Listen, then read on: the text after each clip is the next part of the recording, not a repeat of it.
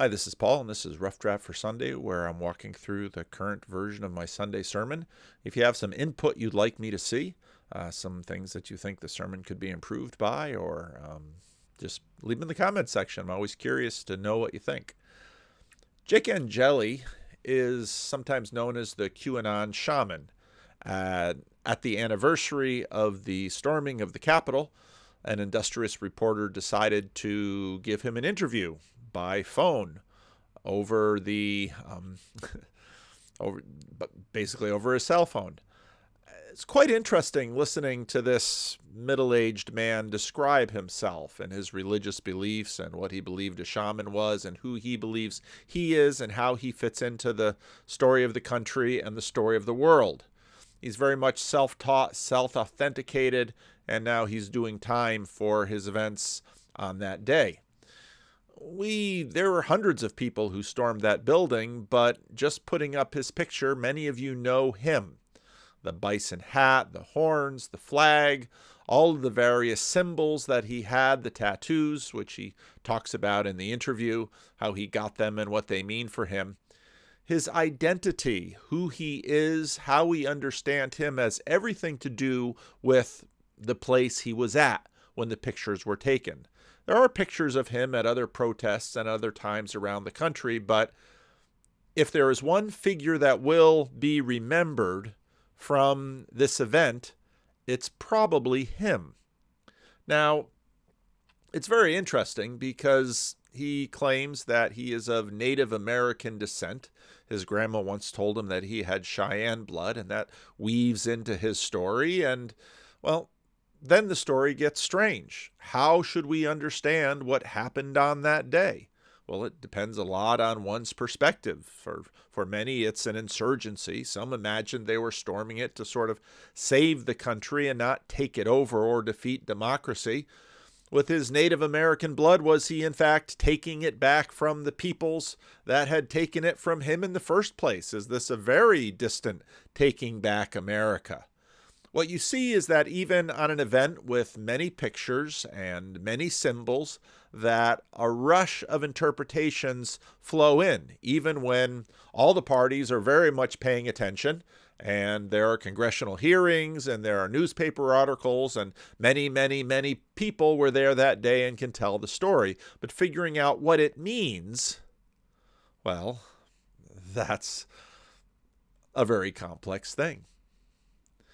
Now, we've begun the Gospel of John, and the Gospel of John is introducing Jesus. The first 18 verses of the first chapter is often called the prologue. In the beginning was the Word, and the Word became flesh. That word is the Greek word logos, and that has a lot of meaning philosophically and has gone through the years. And then we meet John the Baptist. And then, as we saw last week, Jesus draws some disciples from John the Baptist, and he's the Messiah.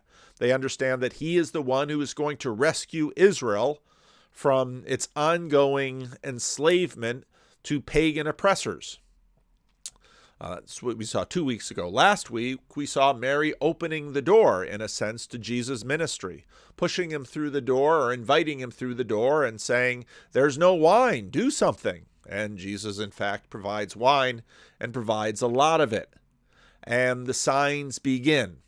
Now, the first sign, the miracle, is hidden to most, but the slaves and his disciples know what it is, and they begin to trust into him, and they begin to entrust their lives to him. They start to follow him and to live with him, and to bit by bit, they take up the task of discipleship. He will be their model, and they will begin to try to emulate him. Now, the first sign was at his mother's request at the wedding feast at Cana, not too far from where Jesus grew up and where Mary lived and where they had quite a bit of family. The second stop in the Gospel of John is at his Father's house. So we go from Jesus flooding a wedding with wine to, well, Jesus acting in his Father's house. Now, in the Gospel of John, there are 3 Passovers recorded, and they are marked by important things that Jesus done. In the first one, he clears the temple. And the second one, he multiplies loaves and fishes in John 6, which is sort of a new Passover. And the third, chapters 18 and 19, he is prepared to be the Passover lamb who takes away the sin of the world. When it was almost time for the Jewish Passover, Jesus went up to Jerusalem. Now, Jesus is about to cleanse the temple, and this has provoked a lot of discussion because, of course, even though the cleansing of the temple is found in all four Gospels, it's located in a very different place in John. And some would say, well, John has simply retold the story, but in a different place for the structure of the book. Others will say that actually this event happened twice, or some aspect of the event happened twice, and therefore it's recorded here. So there's lots of debate over the historical events behind this event. Is it one event or two? Could Jesus have gotten away with it? What on earth does this event mean? If you look at, let's say, the discussion of it in the Gospel of Mark, and then upon which Matthew and Luke build, and the discussion in John, unlike Matthew and Luke, there really isn't much carryover. In the temple courts, he found people selling cattle, sheep, and doves, and others sitting at tables exchanging money. Now, why would this be going on for a major Jewish feast? Jews from all over the world were coming to Jerusalem, and only certain kinds of coins were accepted. So, not coins with images of Caesar on them. So, money would be exchanged. And, well, also if you were coming in and you were going to give the prescribed sacrifices, then you would have to buy the animals. It all seems to be a reasonable accommodation to facilitate the observance of the Jewish feast days for people coming from all over the world. In fact, Jerusalem, in many ways, was its most vibrant economic center was the temple. That was the economic engine of the city. The Jewish population in and around Judea was relatively small compared to the Jewish population that was throughout the Roman world.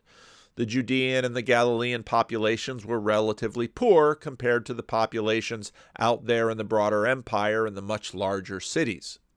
So everyone's coming in and they're buying animals for the sacrifices, and they're exchanging money so that they can participate in the feast.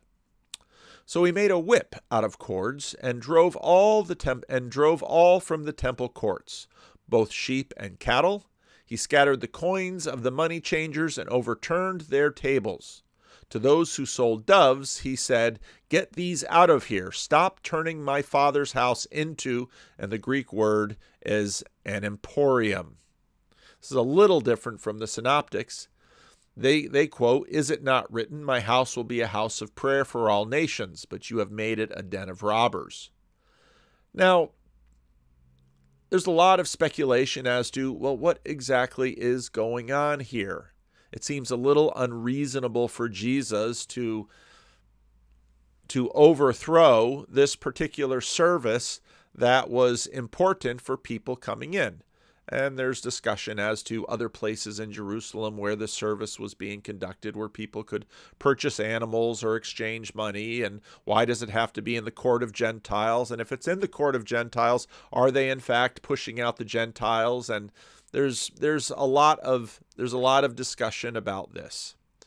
One of the questions I think lurks beneath this passage, especially in John, is the question of exchange.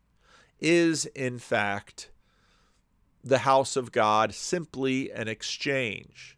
Well, much religion is sort of a transaction, sins forgiven by sacrifice. But is this what Jesus is pointing to? Now, there's a quotation that follows next in the Gospel of John, which is important, and it comes from Psalm 69. And as you'll notice, the reference in John is a bit different from the reference in the Synoptic Gospels. His disciples, remember that it was written, "Zeal for your house will consume me." Now, this is taken from Psalm 69, and it's worthwhile reading the entire psalm because the context of the psalm might be a little bit surprising, but just the verses around this citation. For I endure scorn for your sake, and shame covers my face. I am a foreigner to my own family, a stranger to my mother's children. For zeal for your house consumes me, and the insults of those who insult you fall on me. And that you is being addressed to God. What is this saying about the relationship between Jesus and Jerusalem? In fact, there are a lot of elements here that go into this very complex picture. Jesus very much identifies the temple as his Father's house. He takes ownership of it in order to purify it, but he knows full well that those of his own family, those of his own people, are going to reject him. And he is claiming that he is going to be rejected for the sake of his faithfulness to his Father, whose house he is cleansing. For I endure scorn for your sake, and shame covers my face. I am a foreigner to my own family, a stranger to my own mother's children. For zeal for your house consumes me, and the insults of those who insult you fall on me. Now, as we're going to see in a few verses from now, some of these reflections and citations are going to be connected to not just Jesus in the moment, but in fact the entire narrative arc of his ministry. Now, sort of like QAnon by the Capitol, drawing all the attention to himself, Jesus is doing something that will certainly get attention. In fact, over the years, many scholars have asked, is the story made up? How could Jesus get away with this? They have temple guards that surely would have stopped him and arrested him. This is to such a degree that even an early church father, Origen, claimed that this is a miracle that should be set alongside other miracles that Jesus did. The leaders then responded to him, "What signs can you show us to prove your authority to do all of this?" And in that way, you sort of see QAnon wearing the bison horns, carrying a flag, carrying a drum, doing all of these. These, he imagined, were his signs of authority. And in many respects, they're looking to Jesus, well, you're taking the temple into your hand. The temple is not yours to take. We have leaders and priests and guards and all of those to occupy the temple, not to give it up to people who come in to do violence to it. Please show us your credentials, sir. Now, Jesus, what he is doing is a demonstration of his location in Israel's story and therefore the world story. Last week we saw that changing water to wine very much set him within the motif of the vineyard and God's care for Israel. Jesus is the bridegroom who will bring the earth story to a glorious fulfillment. That's in the water to wine. Now here, he is the King of the Jews who will bring Israel's story to glorious fulfillment. In fact, what this action in the temple is about, and this is clear in the other synoptic descriptions of the cleansing of the temple as well, is in fact a replacement. So they asked him, "What sign can you show us to prove your authority to do this?" Jesus answered them, "Destroy this temple, and I will raise it again in 3 days." Now, it's helpful to know that this particular building was constructed after the Babylonian exile, when the Persians gave the Jews permission and money to return and rebuild the temple. And for 46 years, Herod the Great, who in fact, by working on the temple and restoring the temple and expanding the temple, had his own messianic ambitions that he was working. He very much wanted to be embraced by the Jews, this is Herod the Great, as a Messiah figure, but he was never accepted. He was looked upon basically as a tool of the Romans, which in very many ways he was. He knew that his political supremacy relied on his ties to Rome. "Destroy this temple, and I will raise it again in 3 days." They replied, "It has taken 46 years to build this temple, and you are going to raise it in 3 days?"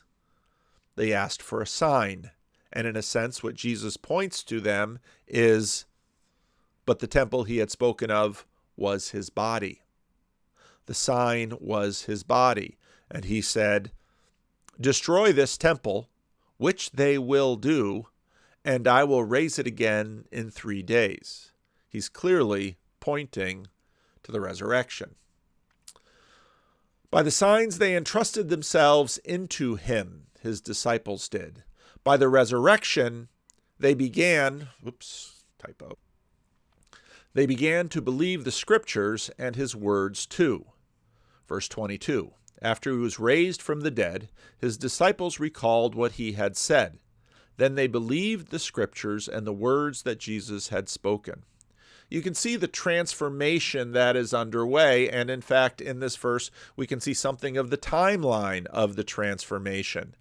The disciples, it seems, follow Jesus and are sort of being impressed by him and confused by him, and it really isn't until after everything has happened, after the temple, his body, has been destroyed, after he's raised from the dead on the 3rd day, that everything starts to click into place. And notice, it's not just belief in him, it's belief in the scriptures that they believe point to him. And in fact, the entire process of Christianity and its basis begins to come together. They begin to trust in him at Cana with the miracle of water to wine. And then here with this miracle, the process of not only believing in him, but seeing his alignment with the scriptures and the truth of his own words all comes together. Now, while he was in Jerusalem at the Passover festival, many people saw the signs he was performing and believed in his name. So in other words, in Cana, the servants knew, the disciples knew, Mary knew, but hardly anyone else. Now, at his Father's house in Jerusalem, more and more people are beginning to believe. They're beginning to think that he is something special. He is the Messiah. He will save us. But again, what that Messiahship means, well, that we're going to have to look at. But Jesus would not entrust himself to them, for he knew all people. He did not need any testimony about mankind. In fact, all of this is about him, but he didn't need to know about them, for he knew what was in each person. In other words, he was quite lonely. He, in many ways, embodied what was happening in Psalm 69. They didn't understand him. They didn't know who he was. They didn't understand why he was doing what he was doing. But he understood them, and he would bring it to completion. Even for Jake Angeli, who he is in the world was created by showing up at a place, at a time, and taking some action. He wore a strange costume, he got his picture taken, he got arrested, and even today he gets interviewed and people wonder at what he says. Is he right? Is he true? Are his ideas right? Are his ideas true? Well, time tells. Do we believe his words? Well, you can listen to the interview and decide which of his words you in fact do believe. History is remarkably difficult to make sense of. What happened on January 6? Was it an attempt to overthrow the government? Was it an attempt to take back the government? What in fact is the government? If you have Native American blood and you put on a bison hat and you embrace the flag and you get tattoos when your father dies, well, does that make you king? If you're in the building, if you're in the Senate chamber, if you're there in front having your picture taken by a table, does that make you head of the government? How would you know? How would you tell? How will he be viewed 100 years from now? Will he be remembered? My guess is no. Will this incident be remembered? That's remarkably difficult to know. For example, when John Brown took possession of the armory at Harper's Ferry, today we look back on that as a precursor for the Civil War. That's because the Civil War happened, and that's because we're looking at history through history back to the events, and, well, they all sort of line up. But from this perspective, this might just be sort of a strange man with all kinds of kooky ideas who's now serving time in jail for the things he did on January 6th a year ago. From the first personal perspective, it's really hard to tell. At the moment Jesus did what he did, probably some thought he was nuts. Many thought, I'm sure, he was dangerous. Others looked at him and said, wow, someone's finally standing up and doing the right thing. Which is the truth? Well, even today, people will differ on who Jesus is and what he was doing and whether or not that was really his Father's house. True authority is always manifest in time. The Second Temple, that I believe when Jesus was doing this, especially in the Synoptics, he was prophesying that the temple would be destroyed. And in 70 AD, it was destroyed and has never been rebuilt. His body as temple, however, has been remaking the world for 2,000 years.